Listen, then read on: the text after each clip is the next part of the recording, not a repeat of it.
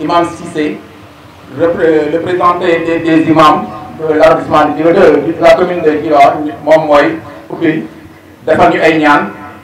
ndax bés bi mu ci ayib ñu def ko si bisimilah ñu commencé si bisimilah rahmaani rahim terminé ci alhamdulilah rabbil alamin. Kon Imam Cissé ñu ngi lay jox kàddu pour nga defal ñu ñaan.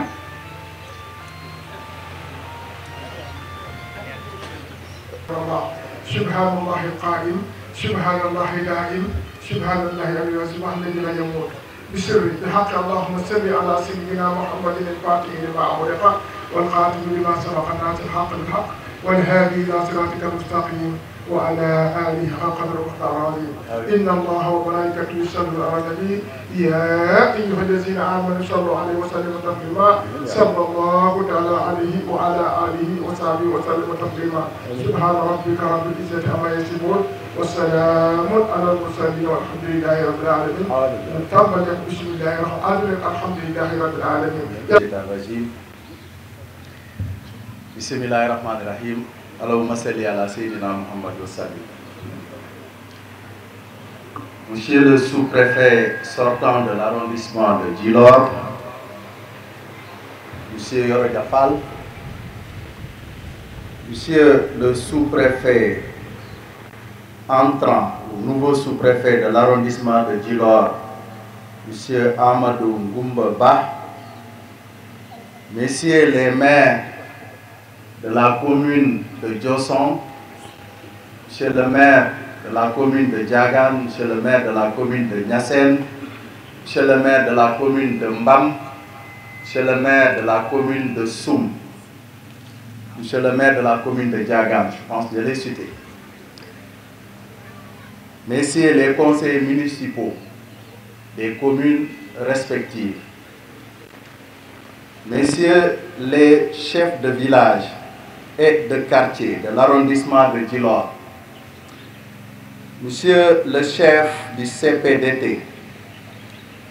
Monsieur le chef du sous-brigade des eaux et forêts de l'arrondissement de Djilor, Monsieur le chef du service vétérinaire de la commune de Djilor, Monsieur Serigne Fallou Gueye, khalife de la famille de El Hadj Abdou Salam Gueye, Monsieur le bourg Dionik Souleymane Dom, Monsieur le président des communicateurs traditionnels, Monsieur le président des imams de la commune de Djilor, Monsieur le président des chefs de village du département de Foundiougne, Monsieur le directeur du Monsieur Faye, CPRS, Monsieur Faye, Messieurs les présidents, Madame les présidentes, Mesdames les présidentes de GPF de la commune de Djilor et de l'arrondissement de Djilor, Messieurs les présidents des OCP de la commune et de l'arrondissement, autorités religieuses et coutumières, chère population de Djilor et de l'arrondissement éponyme, chers invités, en vos rangs, titres et qualités, Mesdames et Messieurs, je prends la parole au nom des maires de l'arrondissement de Djilor. Je salue la présence du président du conseil départemental de Foundiougne, représenté par le maire de Diagane. Mesdames, Messieurs, aujourd'hui, nous sommes réunis pour une occasion importante, l'installation de notre nouveau sous-préfet M. Papa Amadou Ngoumbaba, et le départ de l'ancien M. Yoro Diafal. Ces moments sont empreints d'émotion, de réflexion et d'espoir pour l'avenir de notre arrondissement. Tout d'abord, permettez-moi d'exprimer notre profonde gratitude envers le sous-préfet M. Yoro Diafal, qui a su mener à bien sa mission avec dévouement et compétence. Sous sa direction, nous avons fait face à des enjeux considérables. Et son engagement envers notre communauté a été exemplaire. Sa capacité à dialoguer et à fédérer les acteurs locaux a permis de renforcer les liens et d'améliorer le vivre ensemble. Comme illustration, je peux citer le cas du foncier, la gestion du foncier, l'organisation des événements religieux, la gestion des diligences. La liste n'est pas exhaustive. Monsieur le nouveau sous-préfet de l'arrondissement, M. Yoro Diafal, sous-préfet sortant, nous a accompagnés dans ce domaine. Aujourd'hui, on peut dire avec sérénité que dans ce domaine, toutes les communes sont à l'aise. Nous lui souhaitons plein succès et plein épanouissement dans ses futures missions, dans l'arrondissement de Keur Mboki où nous étions avec lui pour son installation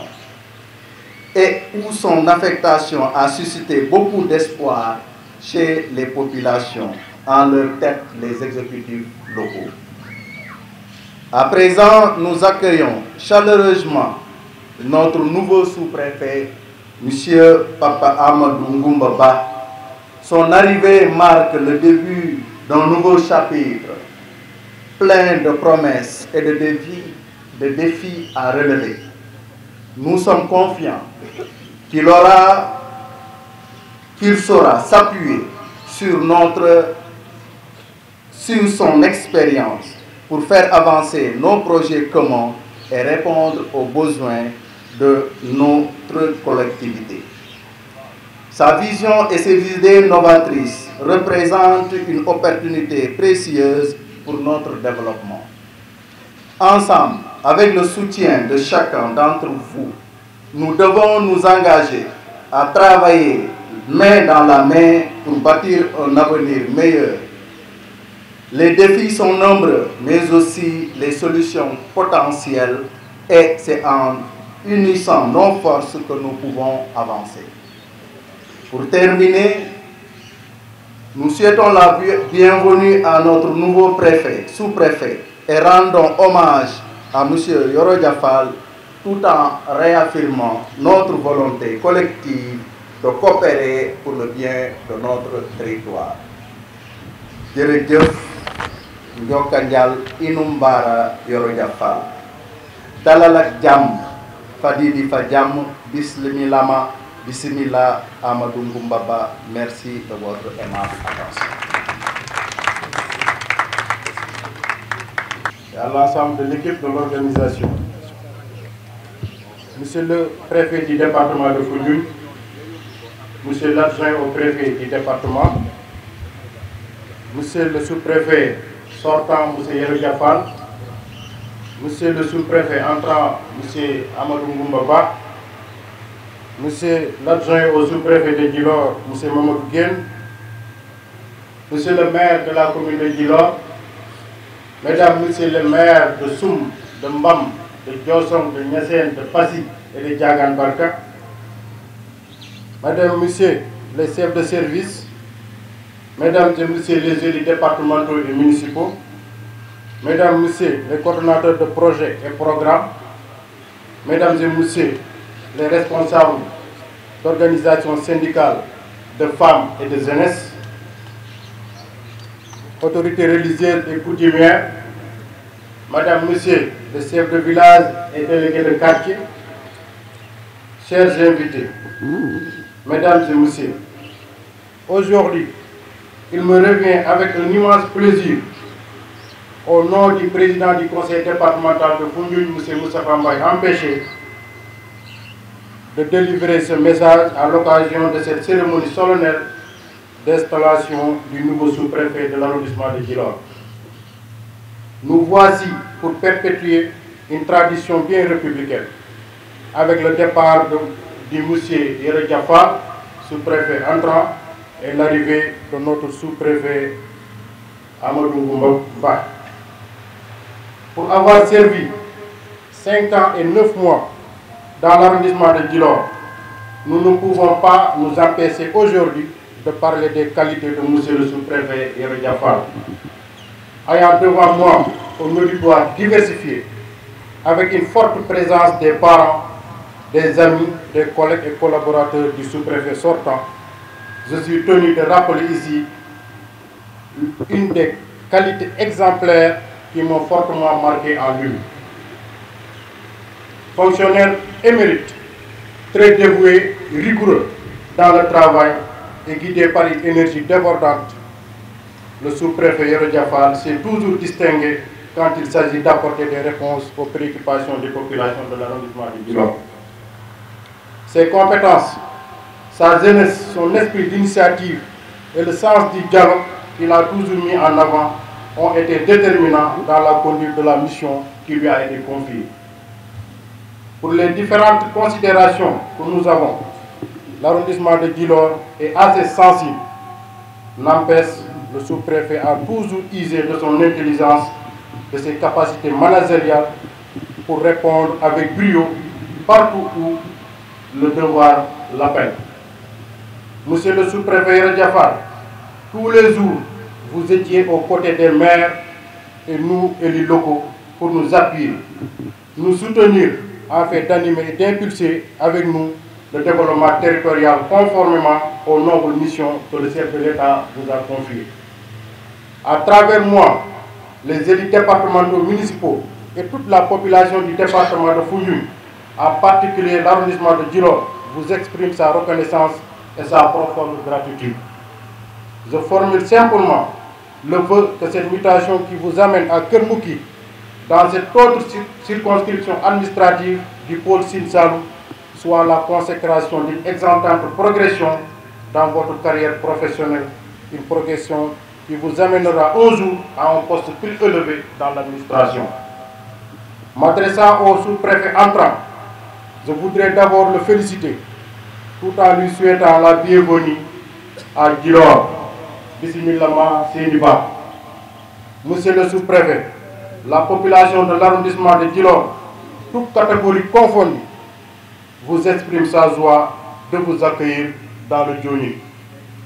Je m'associe aux prières déjà formulées par l'imam, le Tout-Puissant, pour vous accompagner tout au long de votre mission à la tête de notre arrondissement. Monsieur le sous-préfet, entrant, vous pouvez aussi compter sur notre disponibilité, notre soutien pour bien mériter votre confiance que le chef de l'État a placée en votre personne. Mesdames et messieurs, je ne saurais terminer mon propos sans réitérer mon sincère remerciement et toute notre reconnaissance à tout le commandement territorial, aux services techniques déconcentrés et à l'ensemble des partenaires pour les multiples efforts qu'ils déploient pour l'amélioration des conditions d'existence des populations du département, mais aussi de l'arrondissement de Djilor. Je vous remercie de votre aimable attention. Parce que dinaa ko wax léegi bi ma ko nuyoo ba pare bi ma nuyoo le préfet du département de Foundiougne Jean-Baptiste Doro Faye bii toog nga xam ni biñ ko fi bi mu defee passation de service moom moo ko seen ba yàggul. Je pense que ça ne fait même pas 15 jours. Ouais, c'était le vendredi passé. C'est le nouveau préfet du département de Foundiougne qui est très jeune, très compétent et rigoureux. Gis nga bu ma koy wax c'est parce que ni ma xamee nga bu baax di mën a def témoignage ci moom noonu laa ko xamee moom même promo c'est vrai du cycle le breveté du cycle A de l'ENA. Les promotions 2013-2015 là, nous avons passé ensemble 2 ans. 2 ans à l'ENA. C'est en particulier. Soyez le bienvenu, te ñu ngi lay ñaanal bu baax te kat am nañ ci yaakaar waaw ci sérieux bi ci rigueur bi ci correction bi bi mu bañ na sax ba duma wax bi mu ma njëkkee bi woo waxee téléphone ak yooyu bi ñuy woo sama tur la jaar ah Yoro waaw pour te dire que ni familiarité bi di am te du moom rek même madame le gouverneur aussi de la région de Fatick promo 2013 2015 la Ngoné aussi la même chose bi ma gisee ci passation bi Yoro Fall la ma wax pour dire que ni ñun ni ñu nekkee benn ni ñu nekkee benn pour dire c'est aussi une chance pour la région et pour le département et même à nous voir de l'autre côté moom aussi suñu promo la ba promo 2013 2015 donc kon bu ñu nuyoo préfet ba pare parce que loolu il fallait mu wax ko ñu ngi nuyu son adjoint l'adjoint au préfet le grand préfet nga xam ne moom aussi vraiment accompagné nañu bu baax waaw il était là-bas à Foundiougne mais préfet merci yow aussi yàlla na yàlla la defal promo bu baax mu jig sa njaboot di nuyu samay adjoint l'actuel adjoint j'ai un adjoint c'est monsieur Mamadou Guène mais ci période bi précisé naa ko léegi yaa Mamadou Cissé lui aussi qui m'a marqué aussi mënuma développer yëpp bàyyil ma yem foofu rek préfet bu ket bañ na dugg je sais que vous êtes souffrant actuellement merci ci sa déplacement di nuyu ko ala notre camarade de promotion boo gisee ma jiital ko que chef de division la au ministre de l'Intérieur et de la sécurité publique Koumba Djigo mi ngi nii toog moom aussi ñoo bokk promo def na 2 ans ensemble à l'ENA 2 ans waaw mu nekk peut-être man maa ngi def témoignage parce que man daf ma jegewu moom rek dafa jege aussi bu baax et les de Thiès xam naa famille am dama leen di fréquenter ñoom aussi la même chose dañuy fréquenter te def na déplacement bi jógee ba Dakar te tey jour ouvrable la jógee ministère en tant que chef de division ñëw ba fii moom aussi promotionnaire yi yëpp suñu promotionnaire yëpp kenn ku ci toog boo déggee témoignage bi muy def ci moom c'est unanime li muy wax ci moom am la boo xam ne du kii day defar rek xam nga promo ay parfois mu am ay kii mais Koumba Djigo elle day defar madame si day defar même bi ñu demee camp Jérémie formation bi militaires yi di ci soldal di ñu kii da ngay gis ni muy defaree rek ni muy kiiwee à l'école aussi problème da ngay gis moom ni muy defaree Koumba merci je l'appelle affectueusement Koumba parce que daf ma jege bu baax Koumba merci di jërëjëf di nuyu aussi voilà di ci teg monsieur le représentant du conseil départemental qui se trouve être le maire de Diagane di nuyu tous les maires et leurs adjoints maire yëpp nag maire yëpp il y a 3 maires qu'on peut citer ici le maire de Diossone est là oui l'honorable Moustapha Cissé moom aussi ñu ngi koy nuyu maire de Niassène maire de Djilor et le maire de Diagane Barka les autres maires sont bien représentés le maire de Fatick m'a appelé ce matin le maire de Mbam aussi Ngor aussi vraiment il m'a appelé am na ni ma aussi envoyé mais pour dire que ni man ak les maires collaboration bu franche lañu am ak ñoom décentralisation déconcentration ñaari mamel la ñoo war a ànd te noonu la ñu àndee monsieur les maires et si yéen ak seen i adjoint seen conseil municipal ak secrétaire municipal yëpp ci liggéey yamul rek ci cadre collectivité territoriale ak peut-être administratif sous-préfecture non dafa dépassé parce que parmi les secrétaires municipaux je peux citer am na ci ñoo xam ne mën naa leen a citer normalement dañ may jàppale ci côté yëpp ay élection wax ay lu ma xaw a jaaxal rek peut-être parfois ci ñoom lay rabaal ñoom aussi ñu ngi leen di nuyu bu baax ñeen gërëm di nuyu les autorités religieuses et coutumières autorités religieuses yi moom du ma tudd nag duma kii mën naa ne ñoom aussi ci seeni ñaan ak seeni kii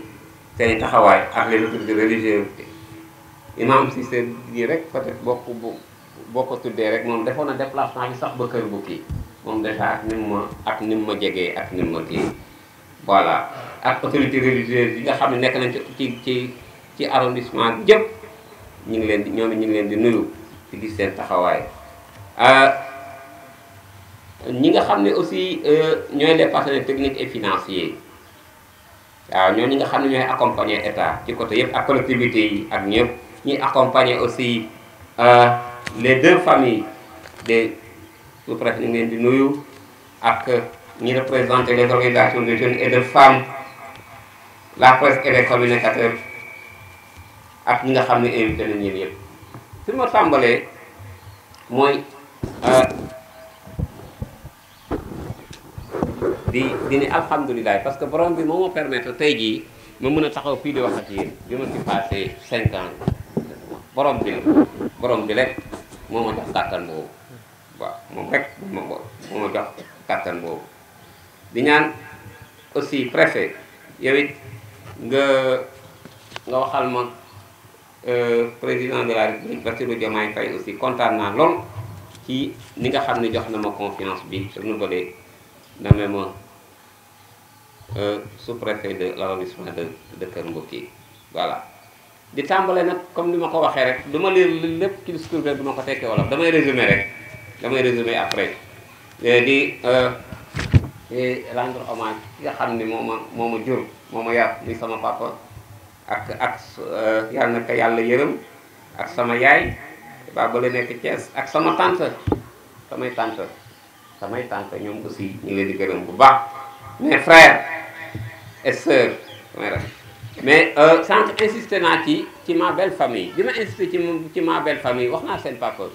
parce que papa li ma defal kat dafa rëy nag koo xam ni moo la jàngal pendant 4 ans matière yu mel ne ay psychologie ay philosophie ay kii pendant 4 ans ñi xam école normale rek li di am continue bu baax pendant 4 ans jàngal na ma ko c'est le professeur Abdou Diagne qui est professeur d'université waaw professeur d'université formateur à la FASTEF inspecteurs yi sànq waaye ñoom laa leen doon wax ñu ne ma est-ce que dina ñëw amul inspecteur bu xamul Abdou Diallo formateur la kooku moo ma jàngal Kolda loolu yamul foofu ma ñëw ba këram mu yëkkati doomam may ma ko ku la jàngal nag may la sa doom may la doomam kooku fu mu toll ci yow dawee na te ki ma may tey bi ngi nii di Marème Diallo vraiment n'importe qui Marème merci pour tout waaw sa papa moom mënuma ko fay mais il voulait faire le déplacement mais dafa am cours waaw ay cours en ligne la am mais sa papa mënuma ko fay parce que aussi ki ma jox neex naa nekkal bàyyi ma yam foofu waaw bàyyi ma yam foofu voilà jërëjëf léegi di ma belle famille waaw comme ni ma ko waxee léegi rek ñii ma belle famille di nuyu aussi voilà les maires wax naa ko léegi maires yeeg seen collaborateurs ak ñi àndal président conseil départemental les maires ak ñëpp waaw di nuyu aussi di nuyu aussi ñi nga xam ne aussi ñoom laa bokkal liggéey bi aussi nekk ci département fii Foundiougne nekk ci région de Fatick sax commencé ko ci madame le gouverneur Seynabou Guèye mu nekk une grande dame Seynabou Guèye madame le gouverneur la mais dalay couver sans que super dalay couver te am na dossier yoo xam ne c'était pas du tout évident mais moom dalay couver la ci jàppale bu baax dina aussi loolu la aussi maa ngi koy wax ci le préfet sortant Ousseynou Mbaye ak sous-préfet Toubacouta ak Niodior ak suñu collaboration vraiment mais adjoint comme ni ma ko waxee léegi ci Cissé ak mu génn voilà le loyauté et engagement les chefs de services départementaux ñoom aussi collaboré nañ ñu CFDT ak d'arrondissement CFDT parce que ñooñu ñooy suñu service technique voilà te ñi ma ci marqué ci CFDT yi madame Diouf la madame Diouf je pense que ni kenn du ko wax waa Djilor kenn du leen wax kan mooy madame Diouf kenn du leen wax kan mooy madame Diouf jàppale na ma bu baax baaxoom aussi baaxoom ci dynamisme la mais ñi ma marqué nag sérieusement parce que xool rek mooy wax c'est Talla Ndour et Salif Faye. Je vous remercie vivement yàlla na leen yàlla jàppale ci réalisation projet yi am na nag yu ma tudd arrondissement yi boo ko xoolee ci mbirum ndox nag accès à l'eau potable avancé na de mën naa ñu rek 10 villages Djilor ak benn bu Diagane Barka ñoo amagul accès à l'eau potable et une bonne partie de la commune de Soum moom presque amul accès à l'eau potable. Quand je dis accès à l'eau potable mooy ndox mu jóge ci foowaay ndox mi ñi ngi naan nag am na ay teen mais Soum daal moo am problème et une partie de la commune de Diambam. Le centre de santé de Passy parmi les projets de l'État. bu dee nag ci accès à l'électricité bi aussi foofu aussi mën na ci am yaakaar boo comparé arrondissement yi ci situation kii kenn benn arrondissement gënagul maanaam amul boo jëlee arrondissement Djilor ak arrondissement Toubacouta parce que yooyu données yooyu dañ koy am bu ñuy def ay CDD li Djilor am ci courant accès bi mu am ci courant yeneen arrondissement yi amuñu ko sur les 152 villages 80 yi am nañ courant 52 yi ñoo amagul 72 ñoo amagul et sur les 72 les 52 sont en cours projet MCA 2 bi moo ko war a réaliser kon c'est-à-dire que ni objectif 100% bi ñuy wax xam nga en 2030 ou 2026 incha allah dinañ ko kii. piste de production yi mën nañ ci citer ay piste Kébé Ansou ak Werane Coly ak Passy Wack Ngouna Dialaba Kër Samba Khoudia Ndofane ci commune Diagane Barka aussi. C'est vrai que y a des réalisations mais aussi am na ci projet ak programme yoo xam ne aussi am na ay problèmes loolu aussi il faut le dire projet ANIDA Passy bi moom sérieusement li ma gën a touché ci la bokk. un projet porteur boo xam ni dañ ko réaliser woon en rapport avec l'Espagne pour immigrés yi pour xale yi mën a toog ñu war di bay di war a kii mais préfet préfet vraiment ce qui s'est passé après dafa doy waar quoi y a tout après vous allez à Passy xam naa monsieur le maire Baye Niass va vous dire ci projet boobu projet yi ma gën a naqari mooy projet ANIDA Passy bi état bi def ci ay millions pour ñu réaliser ko ñu construire ay kii équipement yi commencé ñëw communauté bi di agressé kii des cas de vol ñu volé machine yi di volé pompe bi di volé tracteur bi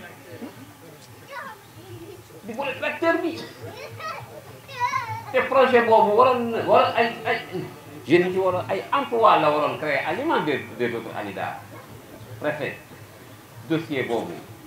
wax naa leen ko sànq fii préfet dossier boobu li ma gën a metti nag ci dem bi mooy lu tax réglé wu ma problème boobu avant may def je vous assure waaw projet ANIDA Passy bi préfet allez visiter ce projet là vous allez voir l'hôtel de ville de Niassène qui est presque en finition honorable c'est parce que projet boobu aussi duré na ay ati at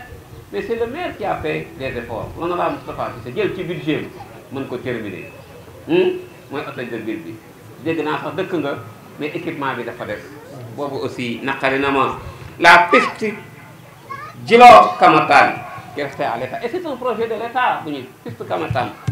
nga xam ni dafa enclavé complètement piste boobu moo ko waroon a ñëw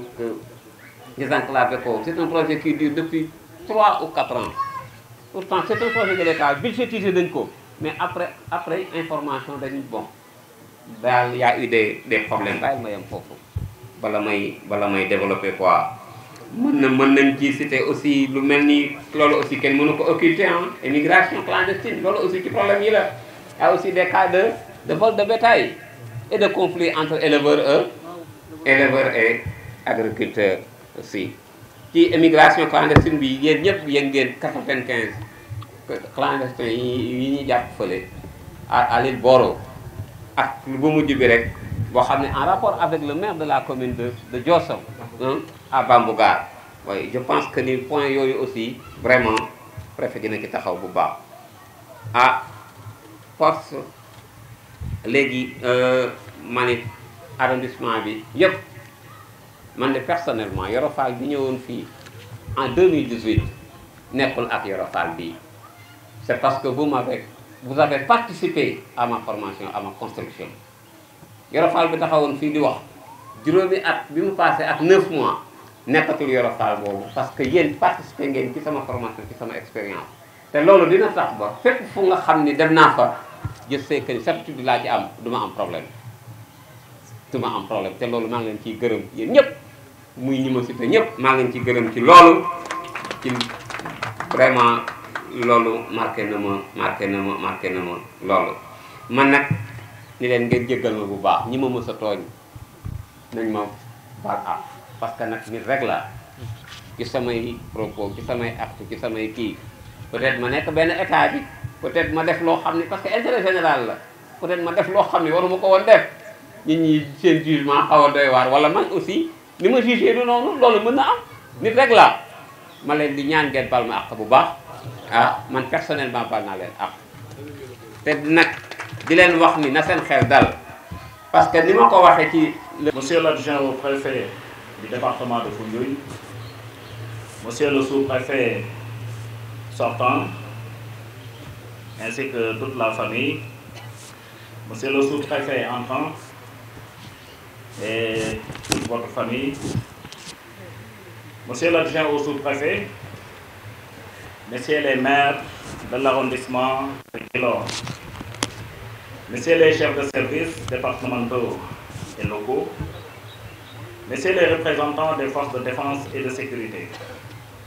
Messieurs les chefs de village, délégués de quartier, Mesdames, Messieurs les présidents d'associations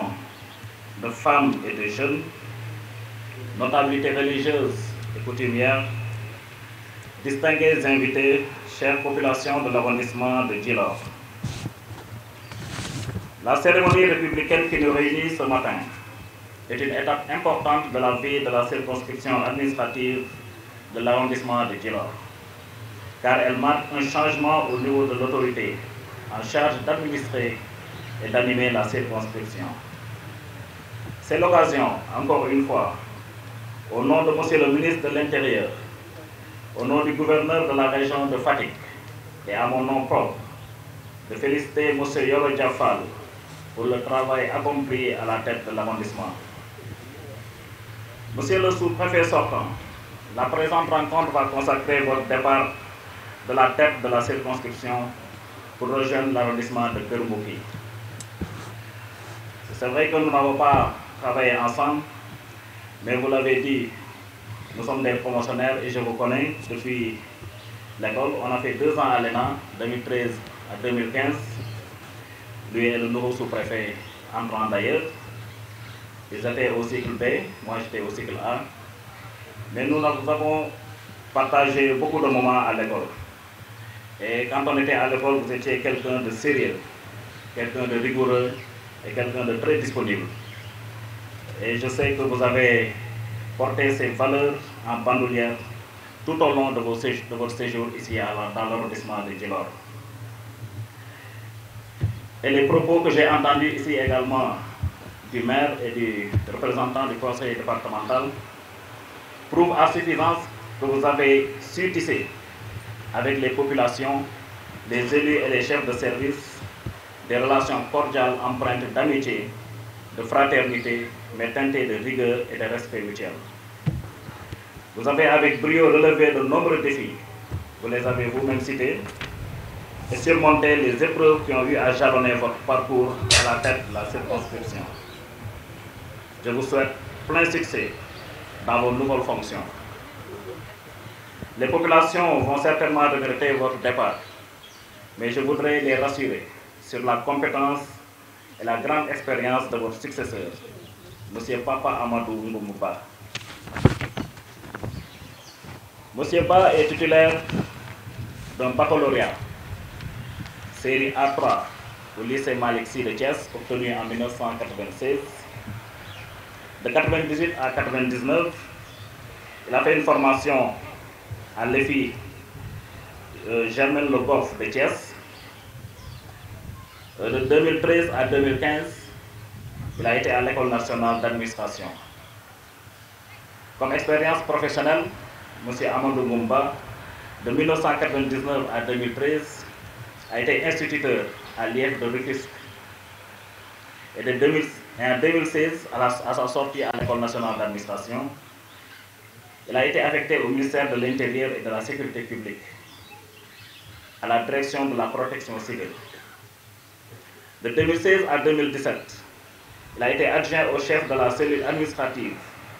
et financière de la délégation générale au pèlerinage au lieu saint de l'islam. De 2017 à 2019, il a été adjoint au préfet de Ziguinchor. Et de 2019 à 2024,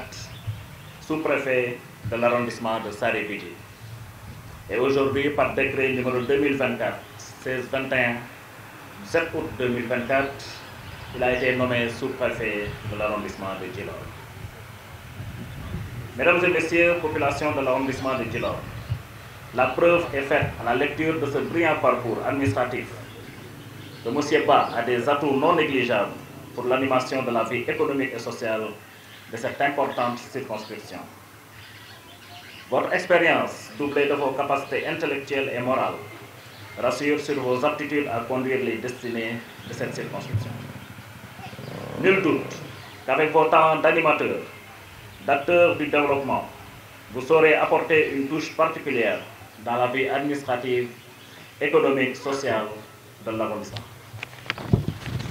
Monsieur le sous-préfet entrant, vous aurez désormais à administrer et à animer la circonscription, à prendre en charge les préoccupations des populations. Les défis auxquels vous aurez à faire face sont nombreux et variés, mais surmontables. Et je suis persuadé que vous serez soutenu par des jeunes et des femmes engagés et dynamiques, accompagnés par des élus ambitieux pour leur collectivité territoriale. Je vous exhorte donc à être à l'écoute permanente de leurs sollicitations, à veiller à l'application rigoureuse et intelligente des lois et règlements. Vu votre parcours,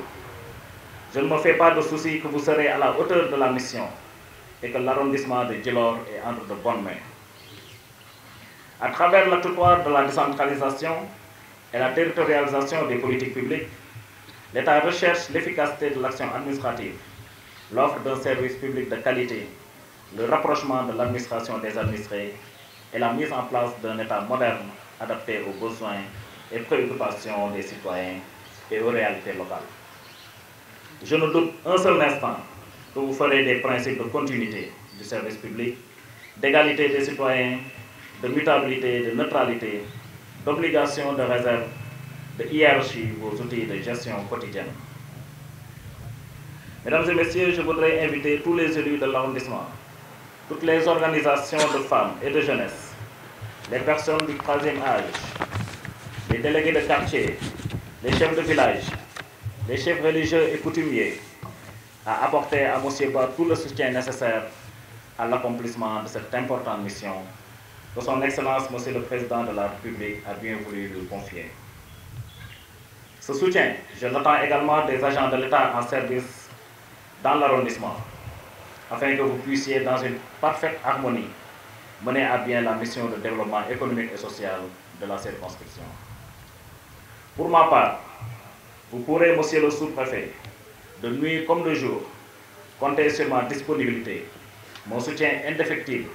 et mon appui en vue de vous aider à hisser très haut le drapeau de l'administration. Je prie pour que le bon Dieu, dans sa miséricorde infinie et aussi dans sa magnanimité, guide vos pas dans cette circonscription. À présent, monsieur Amadou Goumba, je vous invite à vous lever à me rejoindre. Et en vertu des pouvoirs qui me sont conférés,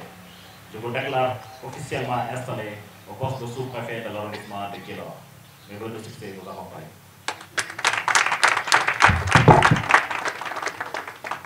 Merci, bonne chance. Merci. Voilà donc sans plus tarder, transition bi mooy le sous-préfet entrant monsieur Ba monsieur Amadou Ngoumba moom mooy. A'uuzu billahi mina shaytaani rajiim. Bismillahi rahmaani rahiim. Wasalaatu wasalaamu ala rasulillah. Assalaamu aleykum wa rahmatullahi taala wa barakatuhu.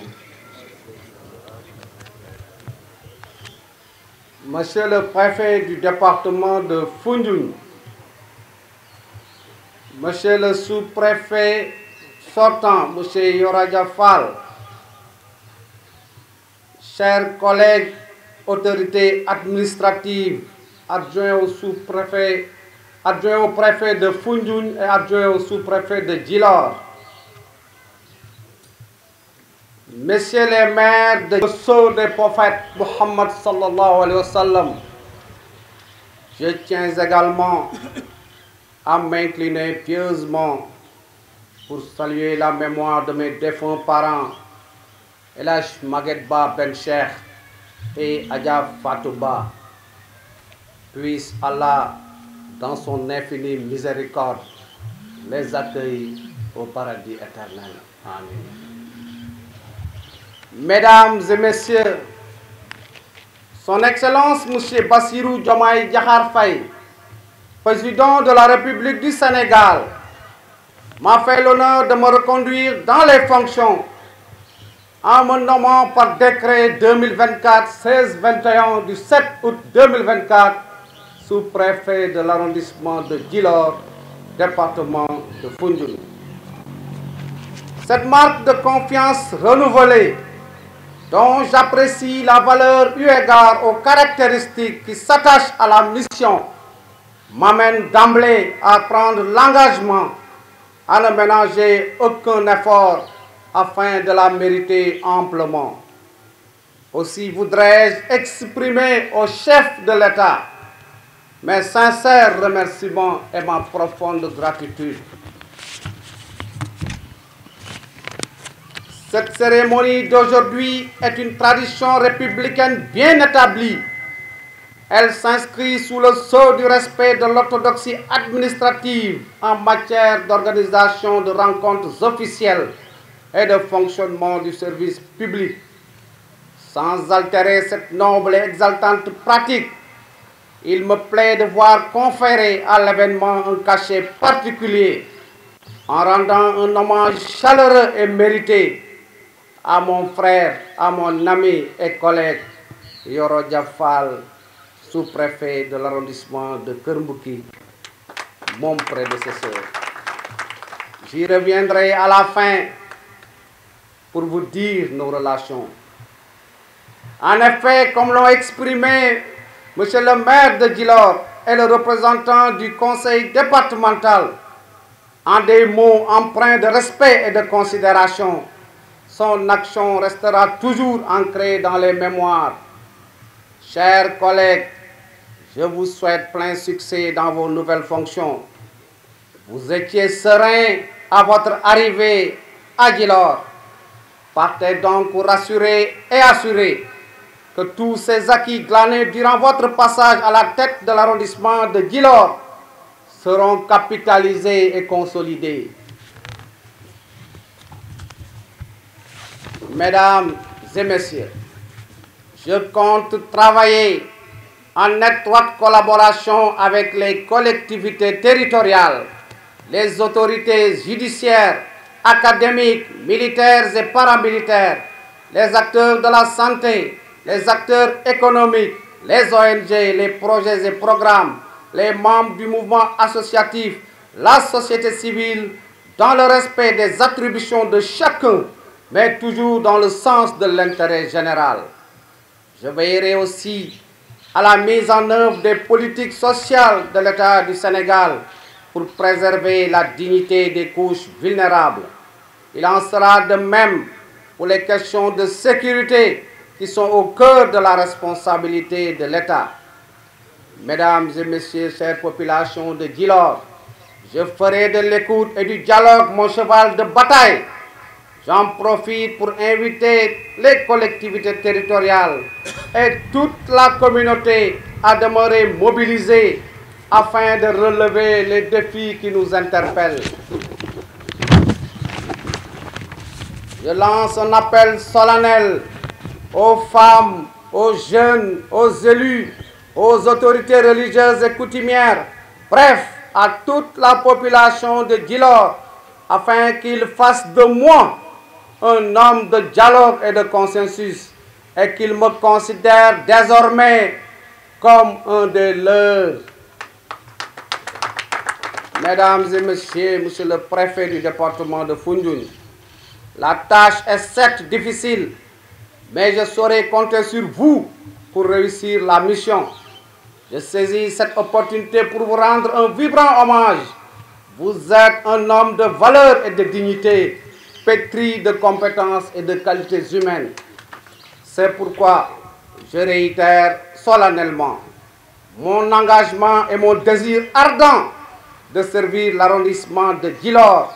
à travailler avec loyauté sous votre bienveillante autorité. Mesdames et messieurs, je voudrais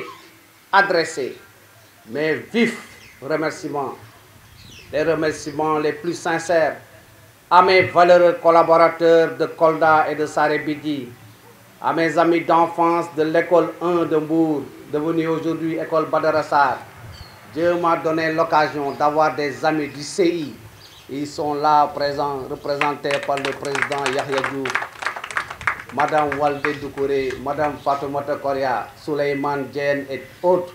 Nous sommes ensemble depuis la classe de CI. À mes amis d'enfance de Cité-Lamy, ils sont là, Aline Gueye, Baye Ndiaye et d'autres. Nous sommes ensemble depuis 6 ans, 7 ans également. À mes camarades de promo de l'EFI Germaine Le Goff de Thiès, à mes camarades de promo de l'ENA, représentés aujourd'hui par Madame Si Kombo Digo, chef de la division des ressources humaines au ministère de l'Intérieur et de la Sécurité publique.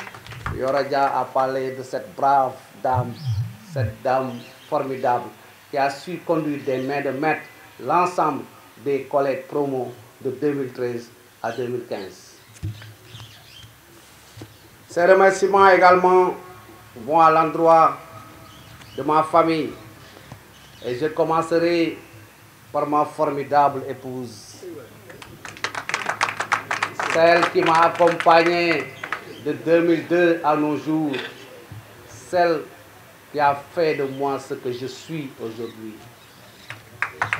Madame Ndaye Sokhna Ndao, je prie pour vous et pour vos enfants. À mes grands frères qui ont eu à faire le déplacement, l'aîné, le patriarche Sega Diallo,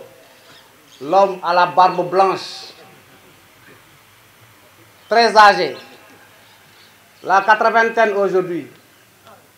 qui a voulu faire le déplacement pour honorer son frère. Notre aîné Oumar Gatiba, l'ancien du soleil, El Hadj Alioune Ba, Mohamed El Mansour, tous sont mes grands frères. Dieu a fait que j'ai un seul petit frère. Donc, ñenn ñi sax ci grand yi mën nañ ma jur, mais alhamdulillah. Mes remerciements à vous. Mes remerciements à tous mes amis de tous bords pour les sacrifices consentis et l'accompagnement que chacun de vous a pu me témoigner. À vous tous qui avez bien voulu rehausser cette cérémonie de votre présence, je vous dis tout simplement merci. Vive le Sénégal, vive la République. Merci de votre aimable attention. wolof bi damay nuyu ñëpp ku nekk ma jox ko wàccuwaayam di ñaan suñu borom bi nga xamante ni nii moo ñu indi fii mu defal ñu jàmm saxal jàmm ci terroir bi indi fi yokkute ak naataange ba yaakaar bi nga xamante ni nii président de la République moom la am ci ñun du yàqeeku li ñu wax Djilor day dem ci kanam. Yoro nag am na lu bëri lu mu wax maa koy topp dëgg la mais topp ma ko Dakar de maa ko topp Kolda maa ko topp Faye 2 maa ko topp Djilor foofu laa mën a yem. Je dirais à madame Diallo que tu as bien travaillé parce que sa waa ji xam naa ko lu mu doon def kër Pape Diallo loolu moom du ma ci wax ah mu ne Pape Diallo moo ma jàngal moo may soxna damaa dem këram loolu def këram foofu laa yem. Donc Coumba Diougé également wax naa ci moom wax naa ci ñi nga xamante ni ñëpp ñoo ànd ma ñaan rek kilifa yi nekk Djilor muy mag muy ndaw muy góor muy jigéen ngeen dolli ñu ñaan ba naal yi nga xamante ne nii moom la ñu mébét pour àggali liggéey bi yoro commencé yàlla def ci sutura def ci tawféex ci barke weeru gàmmu gi ci barke nabi sallallahu alayhi wa sallam asalaamualeykum wa rahmatullahi taala